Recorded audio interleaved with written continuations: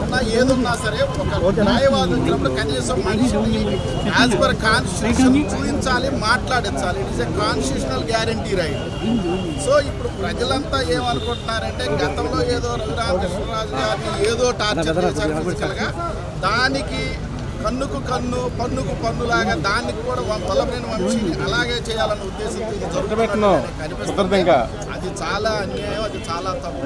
అలాంటి సంఘ వ్యతిరేకంగా ఏదైతే ఫిజికల్గా ఏదైనా వల్లభనేని వంశీ జరిగితే దానికి కావాల్సిన విధంగా మేము ఖచ్చితంగా రెస్పాండ్.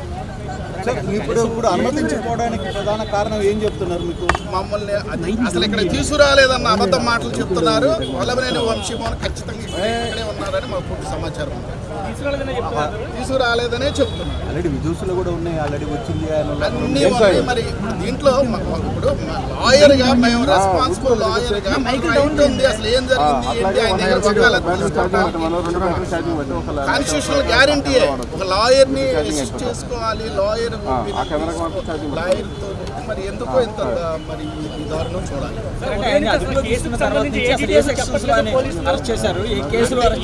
యాక్చువల్గా అయితే మాకు వంశీ గారు పెట్టిన సమాచారం ప్రకారం ఆయన్ని హైదరాబాద్లో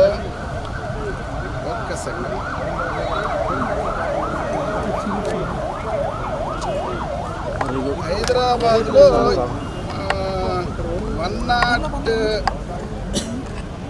104 clause 1, 308, 351 clause 8 red with section 35 BNS మీద అరెస్ట్ చేసినట్టుగా కస్టడీలోకి తీసుకున్నట్టుగా మాకు చెప్పారు. మరి ఈ కేసు ఏంటో ఈ 104(1) అనేది వల్లభనేని వంశీ అనే ఆయన ఒక మనిషిని మర్డర్ అంటే కిడ్నాప్ చేసి మర్డర్ చేసి డబ్బుల కోసం చేశాడు అన్నది అభియోగం.